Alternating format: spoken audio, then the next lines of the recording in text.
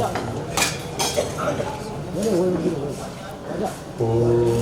नमः सिद्धेभ्यः।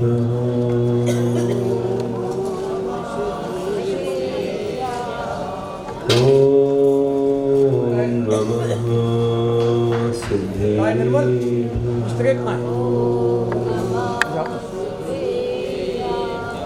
ओम नमः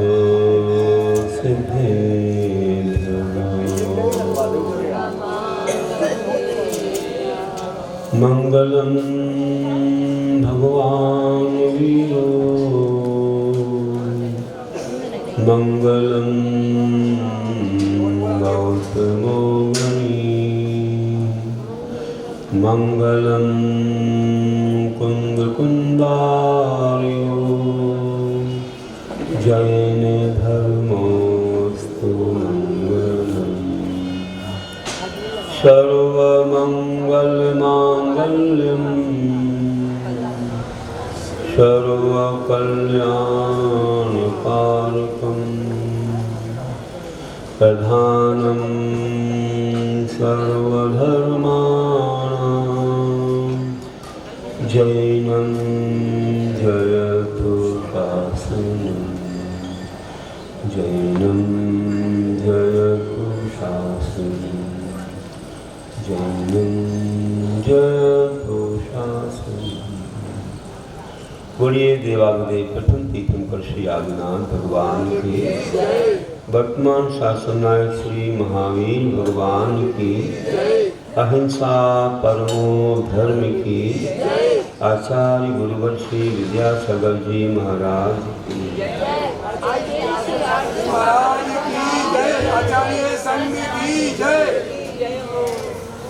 श्रद्धालु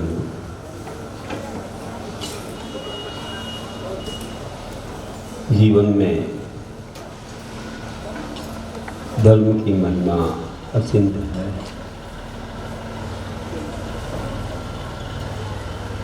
जीवन हमको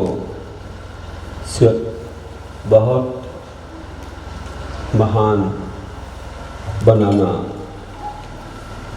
आवश्यक है। धर्म से ही महानता आती है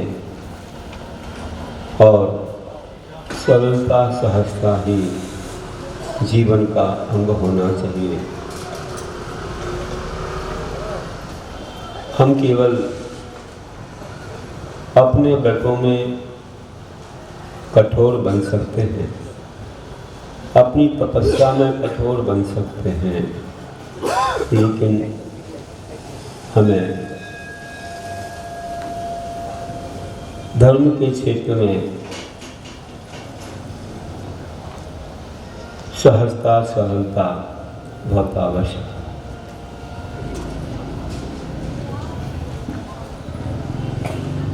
जहाँ पर सरलता है, जहाँ पर कोमलता है, वहाँ पर भी अनेक गुण हमें प्राप्त होते हैं। हम उत्तम मार्गव धर्म में सुनते आए कि कोमल जीवन होना चाहिए, मृदु परिणाम होना चाहिए, मान का अभाव होना चाहिए। तो इससे हमारे लिए बहुत कुछ लाभ होते हैं। इससे हमारा जीवन धर्म में बहुत ज़्यादा अनुरक्त होकर के और सभी प्रकार से रत्नत्रय की 10 धर्मों की अपने आप हमारे अंदर अनुभूति होती है और उसका बहुत अच्छा अनुभव होता है और उसके माध्यम से शांति सुख की प्राप्ति होती है। कठोर वस्तु आप देख लेते हो कि कोई कोई कठोर वस्तु ऐसी होती है जो वस्तु जल्दी चली भी जाती है। जैसे अपने मुख में दांत होते हैं, वे बाद में तो आते हैं और जल्दी चले जाते हैं। और जीभ कोमल होती है, पहले से ही रहती है और अंत तक रहती है। तो देखो कितना अच्छा है एक उदाहरण कि हम भी ऐसे कोमल बने, सहज सरल बने। 30 नंबर पेज पर देख रहे हैं कि दांत मुड़े ना रहे कठोर, जीभ ही रहती अंतिम छोर। दांत मुड़ते नहीं, कठोर रहते हैं, जीभ ही रहती अंतिम छोर, मतलब अंतिम समय तक जीव रहती है। शुरू से रहती है, अंत समय तक रहती है, क्योंकि वह कोमल होती है, मुड़ती है। इसलिए लचीलापन भी आवश्यक है कोई क्षेत्रों में। इसलिए मैंने कहा कि अपने व्रतों में कठोर बनिए, तपस्या में कठोर बनिए, पापों के खंडन में, अवगुणों को छोड़ने में कठोर बनिए। लेकिन जहाँ पर आत्मीयता रखना है, जहाँ पर हमको अच्छा सा व्यवहार बनाना है, जहाँ पर हमें मान कसाय का गणन करना है, तो वहाँ हमें कोमल बनना होगा। इससे अपने आप सहजता सरलता आती चली जाएगी। क्योंकि जब हम गुणों का आदर करते हैं, बड़ों का आदर करते हैं, तो हमें ऐसा कोमल होना आवश्यक होता है। इससे हमको बहुत अच्छा, कहने से ये जीवन बहुत लंबा जीवन मिलता है, जल्दी से दिल नहीं टूटता है। जो मान कसाय रखते हैं उनका दिल बहुत जल्दी टूट जाता है। नहीं मिला मान तो जल्दी से भेदभाव हो जाता है, धीरे धीरे तो बहुत दूरियां बढ़ जाती हैं, या दीवार से खड़ी हो जाती है, एक दूसरे को देखना नहीं चाहते। जहाँ मान नहीं है वहाँ पर ऐसा कुछ नहीं है। भैया जो हुआ हमारे कर्म से हुआ, जो है अच्छे के लिए है, ऐसे कुछ शब्द आते हैं। बिना किए कुछ नहीं होता है, हमने किया होगा उसका फल मिला है। अथवा हमें कोई सबक मिल रहा है, सामने वाले से हम सबक ले सकते हैं। वो कैसा भी कार्य करे उससे कुछ ना कुछ सबक मिलता है। हर वस्तु में कोई ना कोई गुण भी है। ऐसी विश्व की कोई वस्तु नहीं है जिसमें गुण ना हो, जिससे कोई शिक्षा ना मिले। जब प्रकृति से भी हमें शिक्षा मिलती है, एक एक जीव से हमें शिक्षा मिलती है, तो कोई वस्तु ऐसी नहीं है जो हमें वस्तु स्वभाव को ना बता दे। हर वस्तु में वह गुण है, हम देखना चाहें तो देख सकते हैं। चंद्रमा को देखते हैं, कोई दाग को देखता है, कोई उज्ज्वलता को देखता है, अपनी अपनी दृष्टि है। तो दृष्टि बदली, सृष्टि बदली, बदल गया सारा जीवन मेरा, ऐसा उद्देश्य होना चाहिए। हम लोग जैसी दृष्टि से देखेंगे बस वैसे ही हो जाएंगे। हमारे भाव ही हमको अच्छा बुरा बना देते हैं, या वस्तु को अच्छा बुरा बना देते हैं। आप देख लो, अभी सूर्य कितना अच्छा लग रहा है, ऐसा लगता है धूप में बैठ जाओ। और थोड़े दिन पहले, कुछ महीने पहले कैसा लगता था? एक आध 2 महीने पहले लगता था कि छाया में बैठ जाओ। सूर्य वही है कि दूसरा है? सूर्य तो वही है। ऐसा क्यों हो गया? देखो वातावरण उसी वस्तु को किस रूप में दिखाता है। तो कोई चीज़ बुरी अच्छी नहीं है। वातावरण से हम निमित्त से प्रभावित होकर के उसको इस प्रकार पुकारते हैं, लेकिन वस्तु तो वही है। बस अपना सोच बदलना है। कभी भी वो कुंभकार नहीं चाहता कि बरसात हो जाए, वो सोचता है भैया मेरी सामग्री बनी रखी हुई है, वर्षा हुई तो ये सब बिगड़ जाएगा। किसान सोचता है कि हमें तो बार बार पानी चाहिए, आता ही चले जाए 10-15 दिन में पानी तो हमारा काम बनता चला जाए। तो ये अपनी अपनी सोच है। तो हमें कभी भी नकारात्मक दृष्टि नहीं रखना, सकारात्मक रखना चाहिए। वस्तु से क्या फायदा है उसको देखो। हाँ, उस वस्तु का द्रव्य क्षेत्र काल भाव के अनुरूप उपयोग करना जानो, उससे अपना हित कर लो, लेकिन किसी का अहित ना हो, ना अपना। इस बात का ध्यान रखो। तो सूर्य बुराना अच्छा होता, सोच राग देश में है। सूर्य बुराना अच्छा होता, सोच राग देश में है। अपनी विचारधारा राग देश में हो जाती है। एक वस्तु को देख के वो वैराग का कारण बन सकती है और वही वस्तु राग का कारण बन सकती है। कोई भी वस्तु, किसी को मृतक देखने से राग हो रहा है, रो रहा है, वो कोई देख करके वैरागी बन जाता है। हम देखते हैं कि वस्तु का किसी ने किसी रूप में लाभ लिया, अपना सोच कैसा बनाया, किसी ने कैसा बनाया, इसके ऊपर है। कोई व्यक्ति राग का कारण बन जाता है अगर उस दृष्टि से देखे, और वही वैराग का कारण बन जाता है। कुलभूषण वेशभूषण को एक कन्या राग का कारण बन गई और वही कन्या वैराग का कारण बन गई, है ना।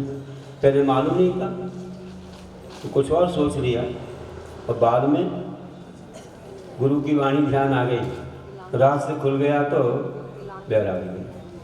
अरे गुरु ने कहा था ये तो पदार्थ राग देश के कारण हैं, हम क्यों इनके प्रति अपनत्व करते हैं।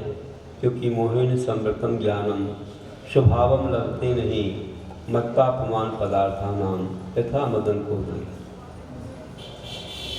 कि बेमादक फूलों के खाने से कैसे नशा चढ़ जाता है, और ऐसे ही कहा कि मोह रूपी ये ऐसा नशा है, अनादिकाल से आ रहा है कि ये पर को अपना मानता है। उसका ज्ञान मोह से ढक जाता है, जिससे पर में ये आत्मबुद्धि लाता है। और मोह जैसे जैसे कम होता है वैसे वैसे अपनी आत्मा का स्वभाव, वास्तविक स्वरूप को व्यक्ति जानता है और पर से नाता टूट जाता है। पर मेरा नहीं है, अनादिकाल से मैं उसको अपना मान रहा था। ये तो जो दिख रहा है सो पुर्गल है, मैं तो चेतन हूँ, मैं क्यों पर को अपना मान रहा हूँ। जहाँ देह अपनी नहीं तहाँ न अपनों कोई, घर संपत्ति पर प्रगट हो पर परिजन। अब शरीर ही अपना नहीं है तो फिर और पदार्थ जो शरीर से संबंध रखने वाले अपने कैसे हैं? किसको हम अपना पराया कह रहे हैं? ये तो सब दिखने वाला पुद्गल है, ये अचेतन है, ये जड़ है, ये आत्मा नहीं है। जो अपना है वो दिखता नहीं है, जो दिख रहा है वो अपना है। अचेतन मृदम दृश्य मदृश्यम चेतनम तथा कौरश्यामी कौरश्यामी मातस्तु भगवान। समाधि तंत्र में कहते हैं कि एकदम दृश्यम अचेतनम, ये सारा दृश्य अचेतन है और मदृश्यम चेतन है, अदृश्यम चेतनम तथा। और मेरी आत्मा जो चेतन है वो अदृश्य है, दिखती नहीं है। अब किसमें राग देश करूं? जो अपना है वो दिखता नहीं, और जो दिखता है वो अपना नहीं। पर में ही राग देश हो रहा है, मेरा तेरा कर रहा है। आत्मा के बारे में कोई सोचता नहीं। गुरु महाराज ने मुख माटी में ये लिख दिया कि बाहर जो कुछ दिख रहा है सो मैं नहीं हूँ, बाहर जो कुछ दिख रहा है सो मैं नहीं हूँ, वो मेरा भी नहीं है। ये आँखें मुझे देख नहीं सकती, ये आंखें मुझे देख नहीं सकती, मैं सभी का दृष्टा हूँ, मैं स्वयं का सृष्टा हूँ। बाहर जो कुछ दिख रहा है सो मैं नहीं हूँ, वो मेरा भी नहीं है। इन आंखों से मैं नहीं देख सकता, ये चर्म चक्षु मुझे नहीं देख सकते, मुझे अंतर चक्षु की आवश्यकता है, ज्ञान चक्षु ये मुझे देख सकते हैं। और मैं तो अपनी आत्मा को सब कुछ करने वाला हूँ, भाव मैं करता हूँ। और क्या काम मैं करता हूँ, बाहर का कुछ नहीं करता, सबका ज्ञाता दृष्टा हूँ। अपने लिए जो कुछ मैं कर पाता हूँ, सब हो रहा है संसार में अपने जो कर्मों से हो रहा है। और मैं अपने आप को मान लेता, करता धरता मान लेता हूँ, निमित्त बन जाता हूँ, ठीक है, लेकिन उपादान के बिना भी तो काम नहीं चलता। तो आप सोचो मात्र निमित्त ही सब काम करता हो तो नहीं है। अगर उपादान में शक्ति नहीं हो तो निमित्त क्या करेगा। कई बार निमित्त से उपादान बलवान बनता है, कई बार बलवान उपादान हो तो निमित्त अनायास मिलने लग जाते हैं। होता तो दोनों से काम है।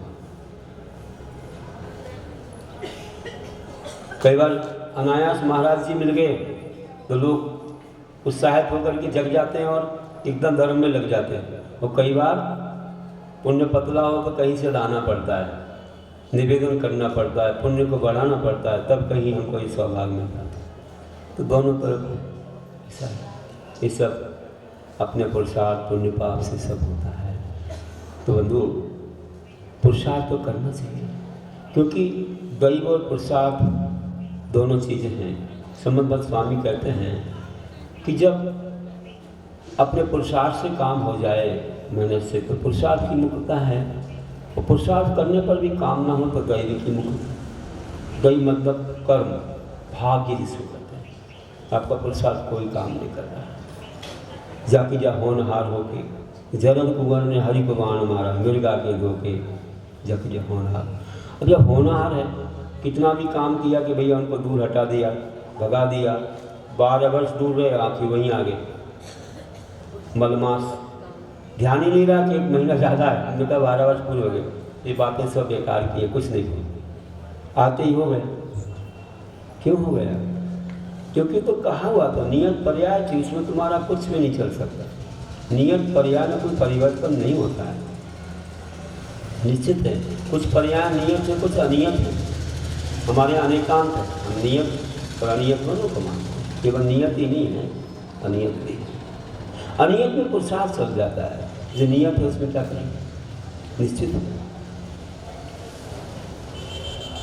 जैसे कर्म रहते हैं बहुत कठोर, उनको कैसे बदलेंगे। विभक्ति निकासित कर्म बड़े कठोर। तो हम लोगों को इस बात को समझना है कि कभी पुरुषार्थ मत छोड़ो, पुरुषार्थ तो करो। ये मत सोचो कि नियत होगा, जब नहीं हो काम तो अंत में बोलो कि भैया आप तो कोई हमारे पास दूसरा रास्ता है। और वो ऐसा घट ही गया, हम नहीं कुछ कर पाए उसके पीछे, तो भैया दैव की प्रमुखता थी, हम क्या कर सकते हैं। तो अपने आप को समझा लेना पड़ता है, समाधान कर लेना पड़ता है। तो यही तो ज्ञानीपन है। राग द्वेष नहीं करना पड़ता है, अपने आप को समझाना नहीं पड़ता कि भैया मेरा पुरुषार्थ काम नहीं कर पाया, इससे ज़्यादा मैं कुछ कर ही नहीं सकता था, मेरी शक्ति से बाहर, कर्म बड़ा कठोर था। चलो आगे से हम कर्मों से बचेंगे, अच्छा काम करेंगे, जिससे कि कभी ऐसे कर्म ना बने। कर्जा चुकाया, अब हंस के चुकाओ, लिया था हंस के तो चुकाओ। इसलिए बाहर केवल निमित्तों को हम अच्छा बुरा मानते हैं, ये कोई बात नहीं हुई। अपने कर्मों से तो सब होता है, और जो दिख रहा है सो वो कर्मों का एक फल है। हम अच्छा बुरा किस रूप में देख रहे हैं। एक अपंग व्यक्ति को देखते हैं, कुरूप को देखते हैं, कोई बाहरी देखता है तो उसे अच्छा नहीं लगता है, और जब उसकी माँ देखती तो कैसा लगता है, प्राणों से प्यारा लगता है। दूसरा देखता है तो अरे ये कैसा, तो ये हमारी सोच है। आप क्यों पुर्गल को देख रहे हो? आप चेतन को देखो ना कि आत्मा में कितनी शक्ति है। ज्ञानी में जो चीज़ नहीं हो उसके पास, कई बार ऐसे लंगड़े अपंग लोगों के पास ऐसी चीज़ें होती हैं कि जो अच्छे अच्छे रूपवानों में नहीं होती।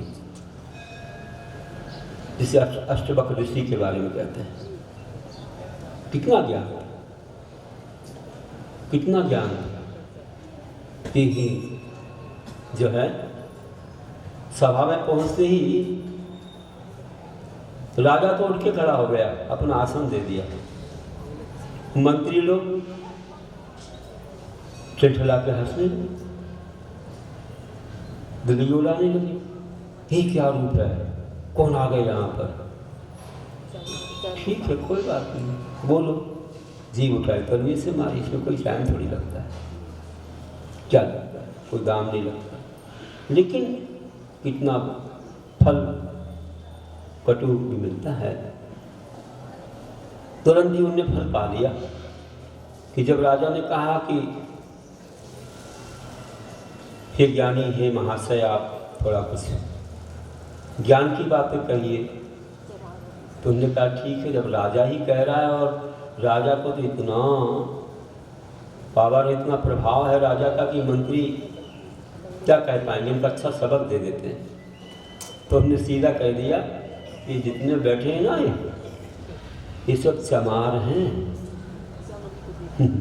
एकदम बौखला हुआ, अरे क्या कह रहे हैं, हमको चमार कह रहे हैं। राजा बोला सुनो सुनो, कुछ बोलो मत, ये साधु हैं, इनकी शैली ऐसी ही होती है, ये आध्यात्मिक शैली में बोल रहे हैं, सुनो। अरे क्या ऐसा बोल रहे हैं, हमको चमार बोल। अरे सुनो भाई, उसमें बड़ा रहस्य है, क्या बोला है, सुनो।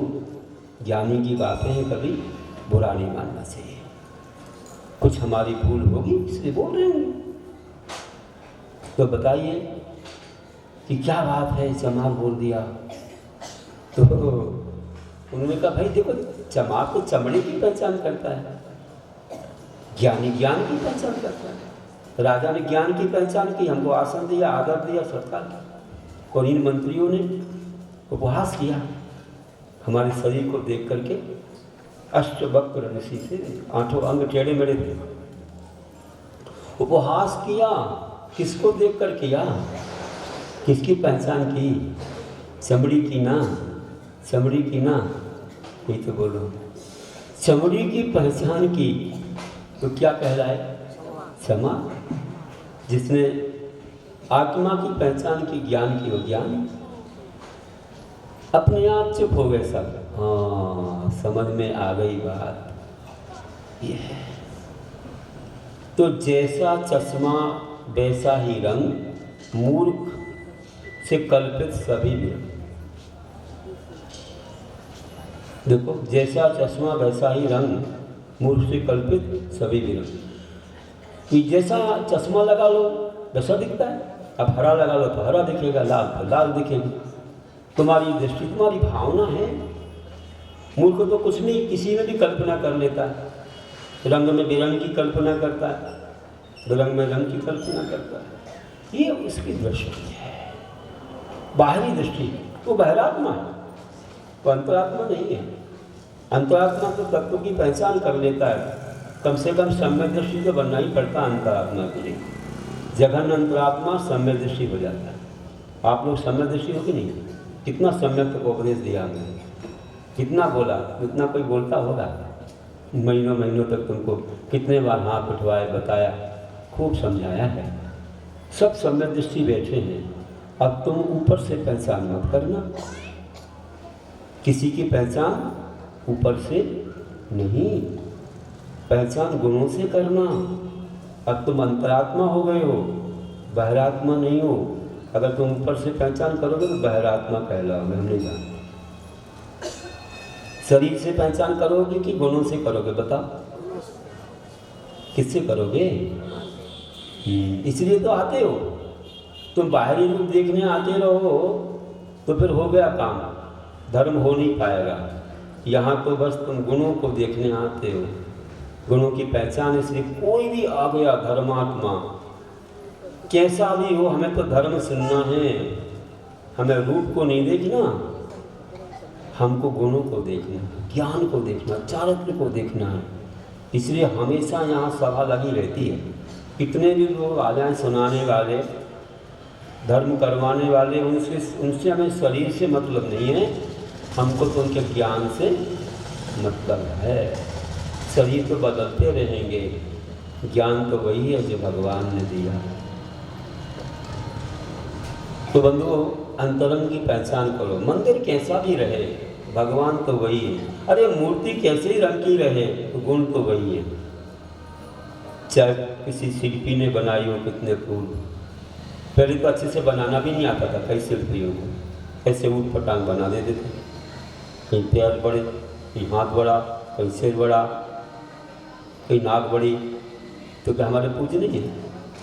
नहीं, भगवान ऐसे अखंड हैं, कोई अंग उनका खंडित नहीं हुआ। उपांग हो जाए तो हो जाए, उससे क्या होता है?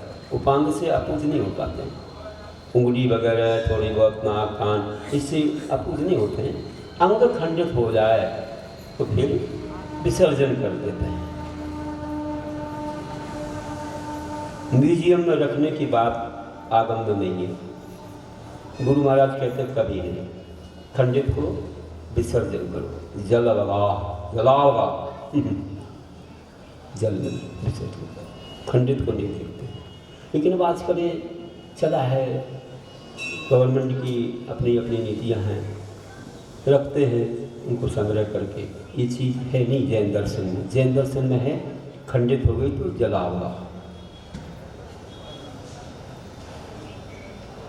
उसका दर्शन नहीं करते। उपांग हो तो बाधा नहीं है, करते हैं दर्शन।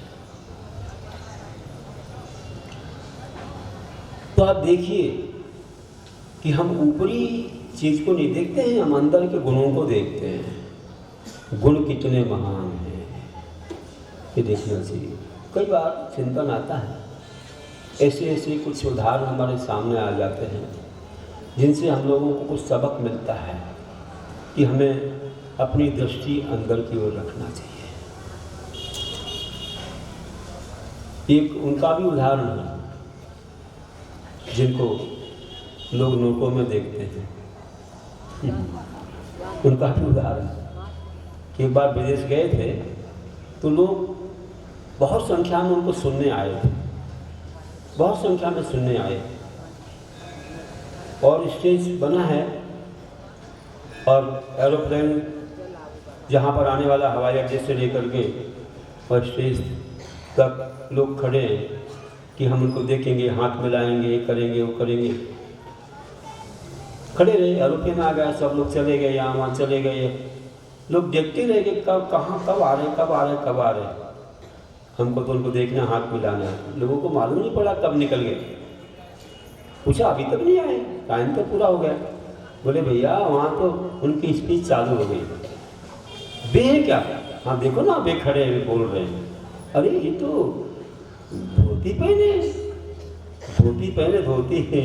अरे भाई भारत में तो धोती पहनते हैं ज़्यादा, भारत में तो ऐसे ही पहनते हैं। तो बोला अच्छा, तो ये तो महात्मा से लगते हैं। अरे भारत का तो हर व्यक्ति महात्मा ही है, भारत का हर व्यक्ति महात्मा है। उस समय ऐसे ही रहा करते, सादगी से रहा करते थे, बहुत सादगी थी। आजकल विदेशी ड्रेसें आ गई हैं, नहीं तो पहले तो कुर्ता पजामा धोती टोपी लगाया करते थे, है ना, बहुत सादगी से रहते थे। तो ये जीवन था ऐसा बड़ा महान अपना भारत है। इस भारत में जो है बहुत प्राचीन पद्धतियाँ अभी चल रही हैं और चलती भी रहेंगी।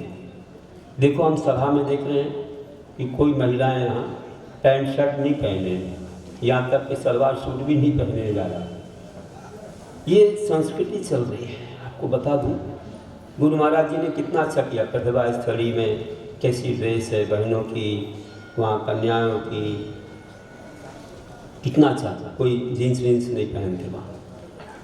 कैसा आचार विचार है। अभी कल चर्चा हो रही थी, बता संस्कृत सीख रहे हैं, संस्कृत को सीखे बिना बोले तुम्हारी पढ़ाई नहीं होगी। अच्छे से हिंदी पढ़ना नहीं आता लोगों को। अब वहाँ तो आयुर्वेद का कोर्स भी कराया जा रहा है पूर्णायु में। अब वहाँ तो आयुर्वेद ग्रंथों में सब संस्कृत से ही सब श्लोक सब चीज़ रहती है। तो ये चीज़ लोग भूल रहे हैं। संस्कृत आती नहीं अच्छे से, हिंदी लिखना आता नहीं, शुद्ध पढ़ना आता नहीं, अनुसार विसर्ग दीर्घ ह्रस्व कौन किसको प्रयुक्त करना है, कि वो व्यंजन है कि स्वर है कि क्या है, किसी को कुछ नहीं मालूम, केवल लिखते हैं। यहाँ तक के सब टके से भागी टके से खाजा चौप अंधेर लगी चौप राजा हो गया। तो कुछ भी फर्क नहीं है। जैसे श का उच्चारण करते हैं तो संस्कृत जाने बिना आप सही उच्चारण कर नहीं सकते। एक दंती सा होता है, दांतों पर जीभ लगती है ना, तो दंती सा संसार का सा। एक होता है तालब सा, जो जिसमें कि दांत के ऊपर जीभ लगती है। शंकर का सा बोलते ना अपन, शक्कर का, उसमें थोड़ी ऊपर लगेगी। और एक मूर्धन्य सा होता है, मूर्धन्य सा, उसमें जीभ पीछे लौट जाएगी। जैसे षटकोण बोलते हैं, षटखंडागम बोलते हैं। अब तीनों को कोई भेद ही नहीं कर पाते। संस्कृत नहीं पढ़ेंगे सब एक समान हो गए, टके से भागी टके से खाना हो, कोई मूल्य ही नहीं है कि कैसा क्या है, किसमें क्या अंतर है। काला सरभ्यंस बराबर हो गया। तो ऐसे नहीं करना है। अपन को हर एक चीज़ को कैसे पढ़ना जानना चाहिए। तो अपने देश की संस्कृति है जो संस्कृत भाषा बहुत प्राचीन है, उससे भी पहले की प्राकृत भाषा है, प्रकृति से बनी हुई है। अर्धमागधी भाषा हमारे भगवान की वाणी कहती है। तो ये सब प्राचीन भाषाएं हैं, बहुत शुद्ध हुआ करती थी, सबकी व्याकरण है, उनके नियम हैं। लेकिन आजकल कोई नियम ही नहीं, कोई भी कैसा भी बोलने लग जाता है। तो अच्छी पद्धति होती है, उस पद्धति से चलना चाहिए।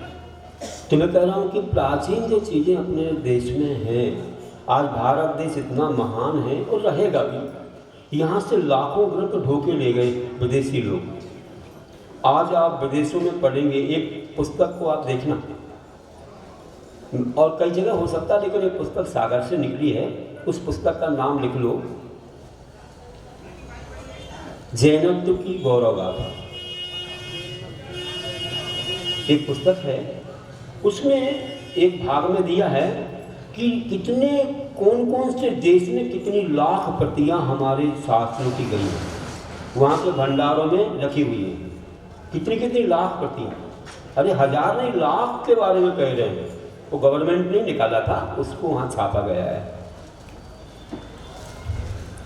जैनत्व का गौरव करके है ना, क्या बोला, जैनत्व का गौरव, जैनत्व का गौरव। उसमें दिया है कि महान महान लोग जो हुए हैं उनके बारे में एक ग्रंथों के चैप्टर है, बहुत अच्छा। उसमें वैज्ञानिक कौन हुए, उद्योगपति कौन हुए, विशेष संविधान में काम करने वाले कौन हुए, और भी बहुत सारे लोगों के अच्छी सब चीज़ें हैं। लेकिन एक अच्छी चीज़ है कि जो है उसमें लाखों ग्रंथ जो विदेश में गए हैं, और कौन कौन से देश में हैं अभी सुरक्षित हैं। हमारे जैसे नहीं कि दीमक खा रही हैं, और सुरक्षा भी बहुत रखते हैं, लेकिन है हमारे देश में। अब जैसे गंधस्थी महाभाष्य 18,000 श्लोक प्रमाण था, 18,000 श्लोक प्रमाण गंधस्थी महाभाष्य आचार्य संबंधर स्वामी ने तत्वार की टीका के रूप में, मतलब उसको विस्तार के रूप में श्लोकों में बना दिया था। और उस ग्रंथ का नाम मिल रहा है हमारे शास्त्रों में, नाम मिल रहा है। एक बार मैं महाराष्ट्र में था, 92 की बात है, करमाला सोलापुर ज़िले में। तो वहाँ पर एक व्यक्ति थे, हमारा प्रवचन सुन रहे थे। जब इसका नाम लिया हमने, अरे बोले महाराज जी बहुत अच्छा बताया, हमारे सोलापुर के मित्र जर्मनी की लाइब्रेरी में काम करते थे, तो उनने लिस्ट में नाम देखा, तो उन्होंने पूछा हाँ ऑफिसरों से, तो उन्होंने कहा ये ग्रंथ का नाम तो है लेकिन ग्रंथ यहाँ है नहीं। अब इसमें क्या रहस्य था नहीं मालूम, कि ये भारत के इसलिए नहीं दिखा रहे हैं, अथवा वहाँ से कोई ले गया, क्या था ये नहीं मालूम। लेकिन वहाँ की लाइब्रेरी में उन्होंने नाम देखा, तो नाम तो झूठा नहीं होता है, जब नाम है लिस्ट में तो ग्रंथ तो होना चाहिए। इतना बड़ा ग्रंथ का आज जो होता हमारे सामने, तो कितना विशाल वर्णन, तीसरे चौथे अध्याय में जो लोक का वर्णन किया गया है, बहुत अच्छा वर्णन, देवों का वर्णन, सब चीज़ों का वर्णन है, भूमियों का वर्णन, द्वीप समुद्रों का वर्णन, कितना सूर्य चांद आदि का वर्णन, कितना विशाल है। आज वहाँ सर्च करते हैं लोग, संस्कृत सीखते जर्मनी वगैरह में, संस्कृत सीखते हैं लोग, क्योंकि सर्च करना है, ग्रंथों को पढ़ना है। हमारे ही शब्दों को वे लोग लाते हैं। आज गवर्नमेंट के लोग पार्षद बनाते हैं। पार्षद क्या है? आप स्वर्गों में देखो पारिषद देव होते हैं, है ना, इंद्र सामान्य पार्षद आदि होते हैं ना, तो वो शब्द तो शास्त्रों का ही तो आया है। आप लोकसभा बोल रहे हो, विधानसभा बोल रहे हो, तो ये शब्द हैं कहाँ के? ये उन शास्त्रों को ही शब्द हैं भैया। जो प्राचीन ग्रंथ हैं उनके शब्द ही लोक भाषा में आ रहे हैं, कोई अलग से नहीं है। ये मंत्री शब्द है ना, प्रधान शब्द है, प्रधानमंत्री, मुख्यमंत्री, पार्षद और आदि जितने लोकसभा और ये सब राज्यसभा, ये क्या है?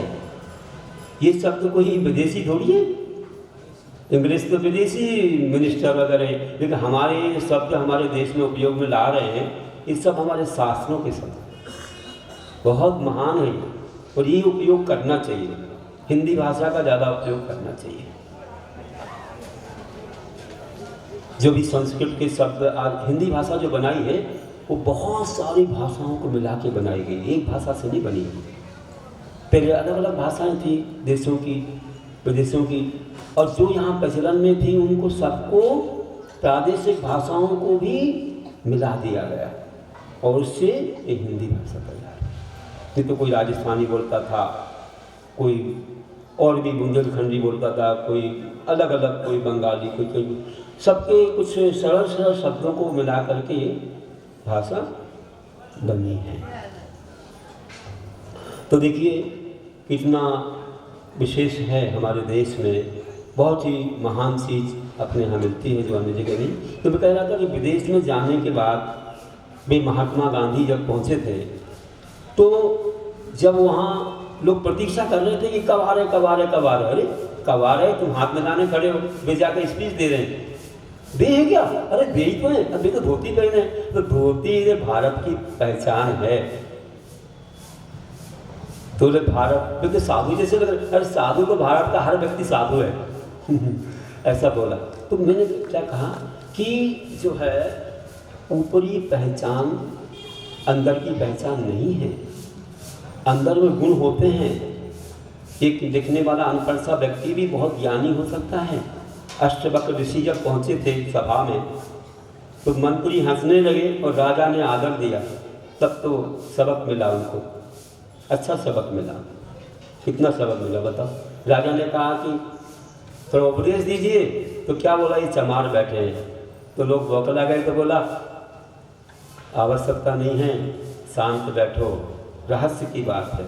उन्होंने यही कहा कि भाई तुमने देख करके जो हंसी मजाक उड़ाई, किसको देखा?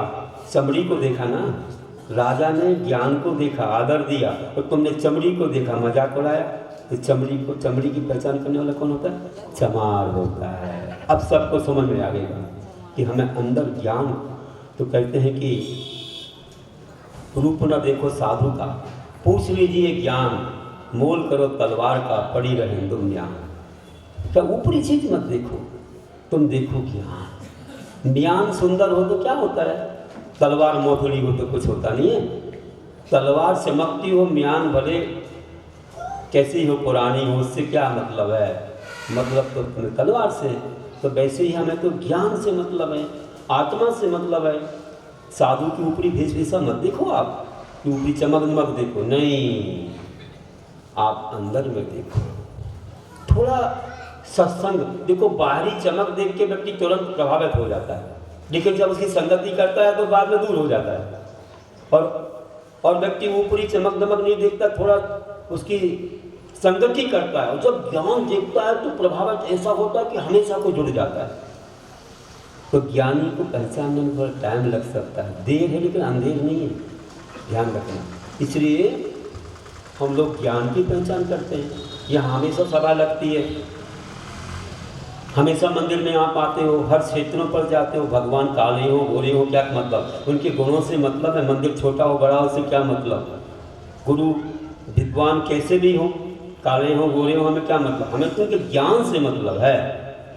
अगर मानो इसी से मतलब होता तो एक्टरों को देखते रहते, चले जाओ वहाँ फिल्मी दुनिया में। यहाँ कौन आके बैठ जाता? यहाँ कोई बैठता नहीं आकर के। यहाँ तो इसलिए बैठते हैं, इन्हें तो ज्ञान से मतलब है। इन्हें कोई ऊपरी चीज़ से मतलब नहीं है। तो जहाँ धर्म है, जहाँ आचरण है, वहीं पर सब कुछ है। जहाँ वो नहीं है तो क्या है। तो मैंने कहा था कि जैसा चश्मा वैसा ही रंग, मूर्ख से कल्पित सभी विरंग। मूर्ख तो कल्पना कर लेता है, कुछ का कुछ देखता है किसी में। इसलिए सोचो, अच्छा सोचे अच्छा रंग, बुरा सोचते बुरा हो ढंग। अच्छा सोचे अच्छा रंग, बुरा सोचते बुरा हो ढंग। आप अच्छा सोचेंगे तो अच्छा दिखेगा।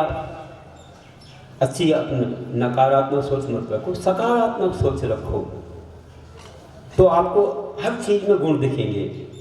और नकारात्मक सोच रखोगे तो अवगुण ही ढूंढते रहोगे। चांद को देखो तुम दाग को देखोगे, अरे उज्ज्वलता को देखो, दाग क्यों? हर वस्तु में कुछ ना कुछ गुण है।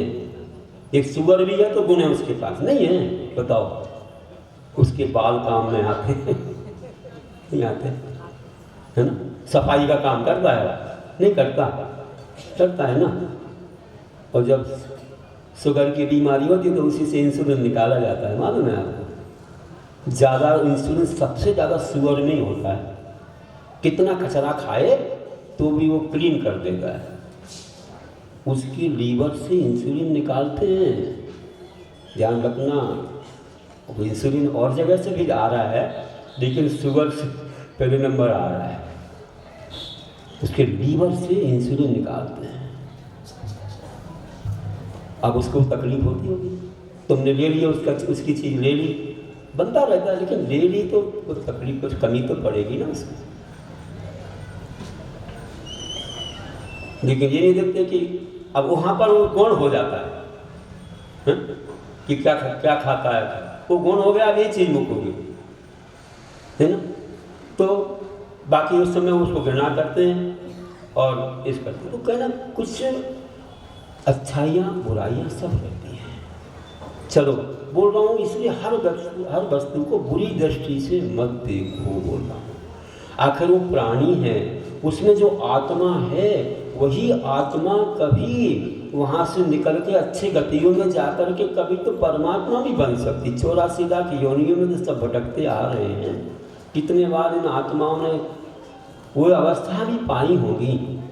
इसलिए पापी से नहीं, पापों से घृणा करो। पापी वह पापों से घृणा कर मोक्ष मार्ग अपना कर, कर्मों का छपन कर मोक्ष गमन करता है। इसलिए पापी से नहीं, पापों से घृणा करो। ऐसे जीवन में अच्छे भाव रखना चाहिए। तो यही बताया कि अपना सोचने का ढंग बुरा नहीं होना चाहिए, अच्छा सोचो। तो अपन लोग जब आत्मा की बात सोचते हैं तो अपना उद्धार होता है।